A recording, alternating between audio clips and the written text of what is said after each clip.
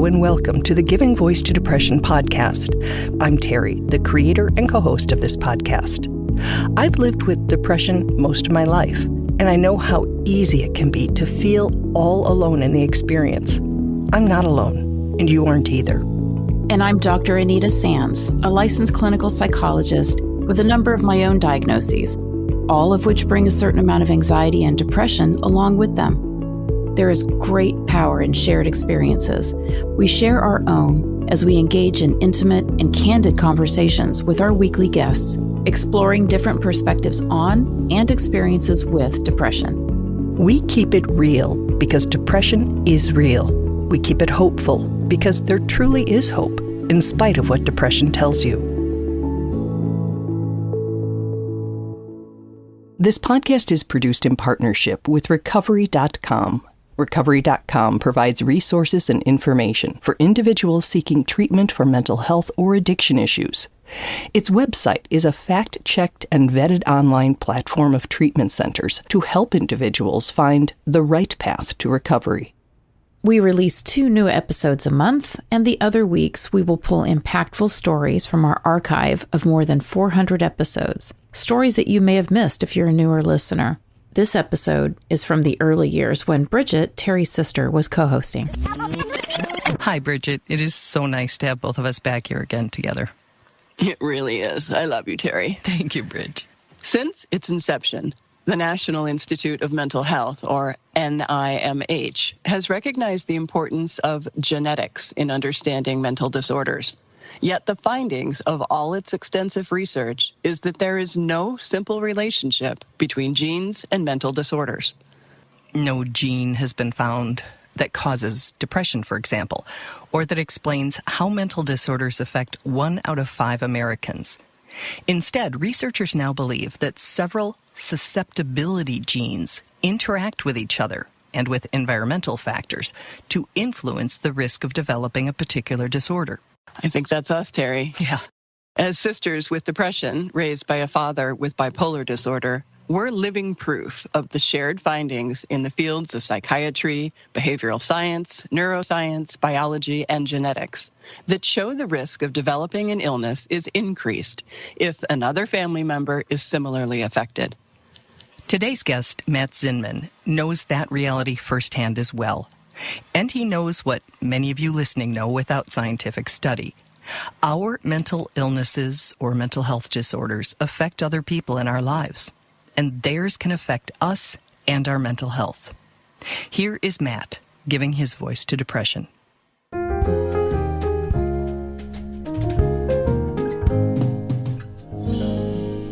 Well, it's great to be with you, Terry. Thank you so much for having me. You are more than welcome. Thanks for joining us.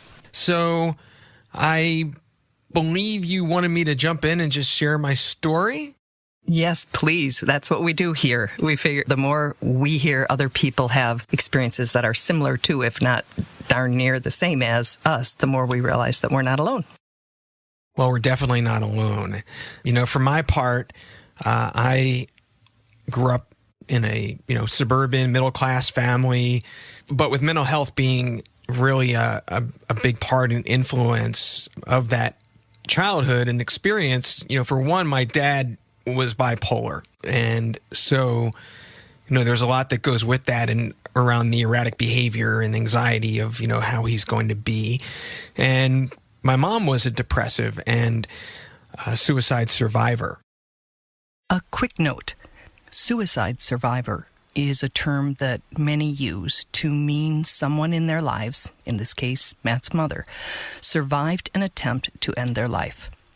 But you may also hear people say suicide survivor referring to someone who lost a friend or family member by suicide. We are not correcting anyone, but we want to take a minute to say that we choose to say suicide attempt survivor or suicide loss survivor instead of suicide survivor, because to us, it just seems a little bit clearer that way. So back to Matt's early and confusing exposure to mental disorders. As a young kid, I didn't understand it. My mom might go through a phase and she was in bed, and I would be encouraging her, come on, get out of bed. And she'd be, I can't. And I didn't understand. I said, well, what do you mean you can't? Your legs work. You put them on the floor. You can go to the bathroom. What do you mean you can't? Now, having been someone who also suffers from depression, I now understand that, but at the time I didn't. Matt was just 11 and a half when he came home from school to the chaotic scene of his father, paramedics, and his unconscious mother. She didn't do it for attention. I mean, she was checking out. And I was very angry with her for quite some time. And she, naturally was in a recovery facility. And I didn't understand why she would attempt that. So, and honestly, Terry, we were talking pre-show, and I've had different interviews along these lines. I've never spoken about this in prior conversations in terms of just that very phase where she was not with us. And thank goodness, she survived. But there was a disconnection that occurred as a result of that, in my early teens. Matt says at the time he was also experiencing depression, though he says for a number of reasons. It would be years before he'd realize that's what it was. I was somewhat of a lonely kid, and I did experience those downs. And it wasn't until my early 20s when I had my first episode where I just was not functional. And in my experience, and at that time, Prozac was fairly new, which sounds odd to say, right? I'm in my mid-50s now. And I would go on it, and I would feel better and get more energy, and then I would go off of it because I didn't want to be on medication. And we'd be like, just almost like turning a dial. And that happened over a period of years, several times, where I'd go on and off, on and off. And just trying to learn how to manage it. Then in 2012, tragedy struck his family again. I lost my brother Dave. We lost him.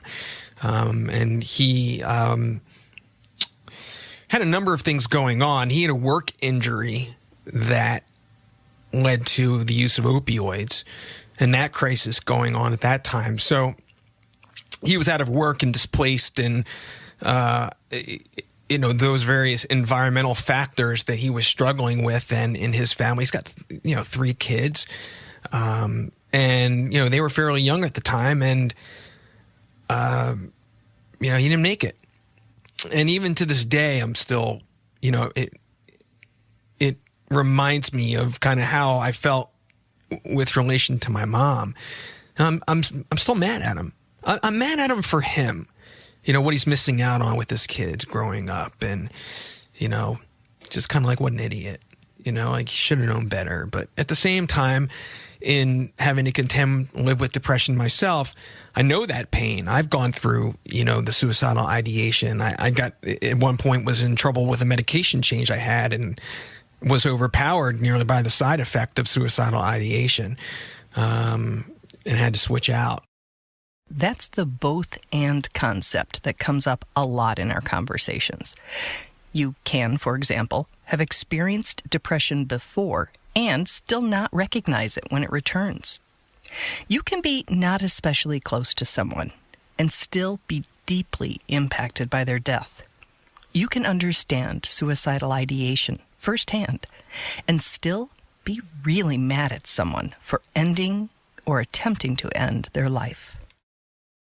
I want to go back, if you're willing to your mother, and you just sort of referred back to it when you spoke of your brother, when you said that there was a disconnect after her attempt.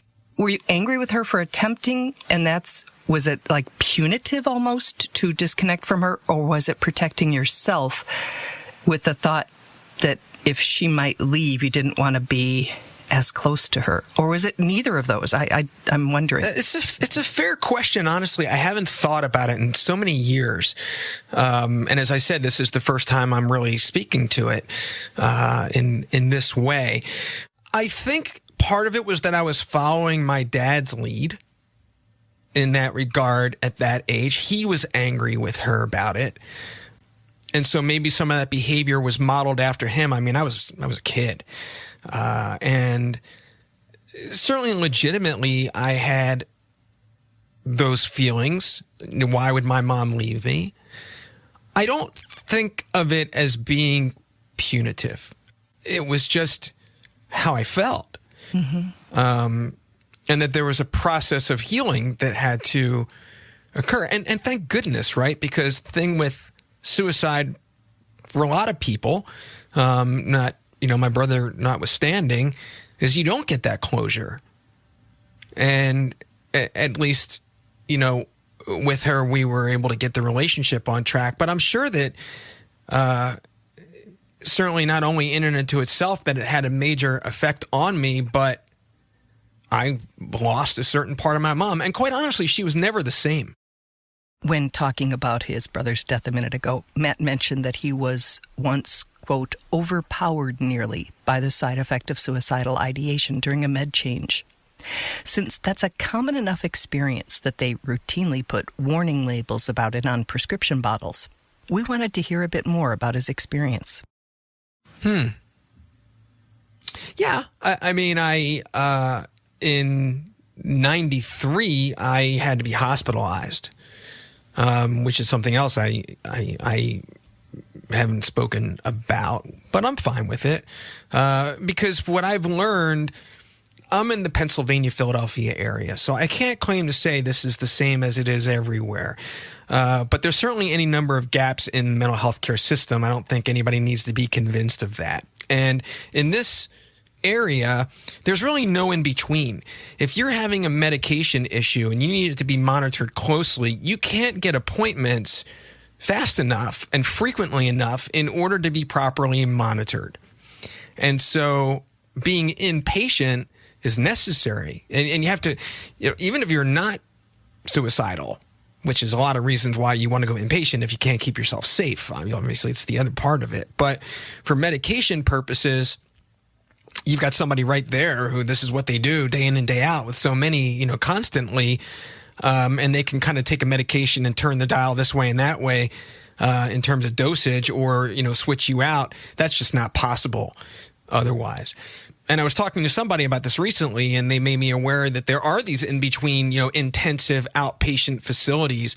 But, that was, I'm doing the math, 28 years ago. That was not the case then. And I think for the most part, still not now. And in times that critical care is not required, but some support and understanding are, Matt reminds we all need to be clear about where we will and where we won't find that. In terms of, allowing people to help me and whatnot. For one, my parents are long gone. My other brother and sister, they have their own lives. We're reasonably close. We stay in touch and we see each other now and again, but it's not like I would call on them. But I do have part of my safety net, a number of people who certainly know that I contend with depression and that I know, even if it's not this overt, hey, I need your help, they're the people in my life who I know lift me up. People in life who lift him up. We really like that phrase. It is so easy to focus on and get discouraged by thinking about the many who just don't understand or step up. But maybe if we center on the key few who lift us up, we'll feel better supported? I don't know, just a thought.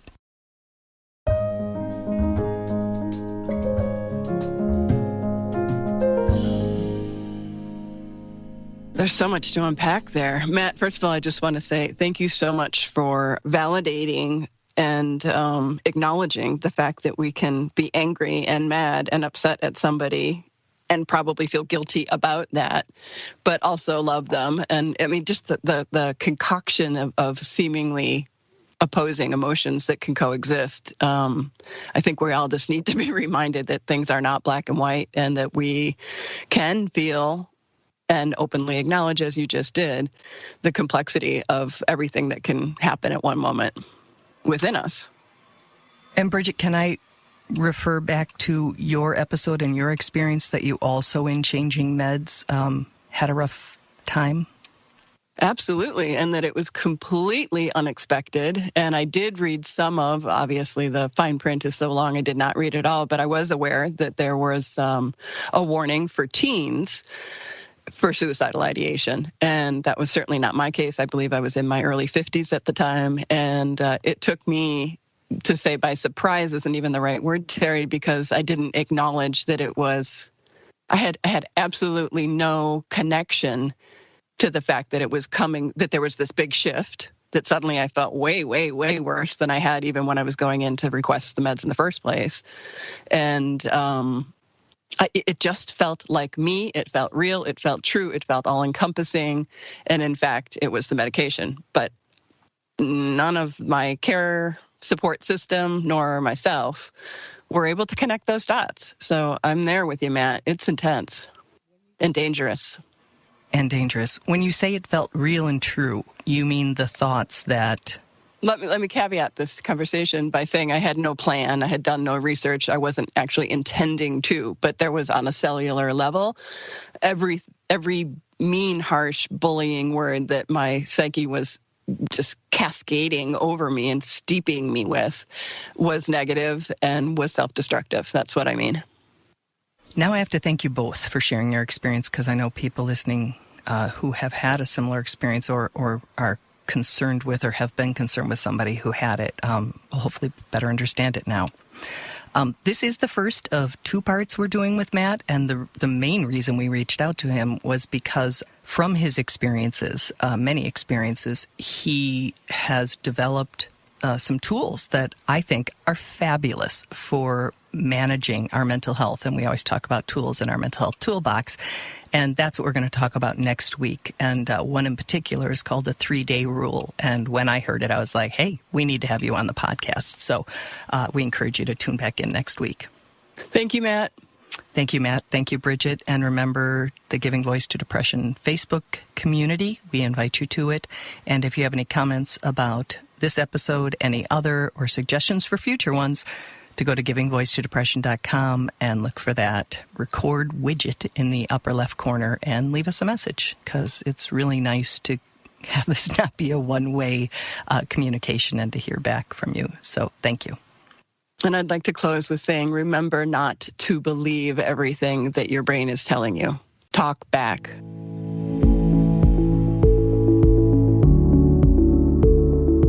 We truly hope that our podcast brings a little more understanding, helps you better articulate and reflect on your own experience with depression, or better understand how to support someone else who is struggling. If this episode has been of comfort or value to you, know that there are hundreds of others like it in our archive, which you can easily find at our website, givingvoicetodepression.com. And remember, if you're struggling, speak up, even if it's hard.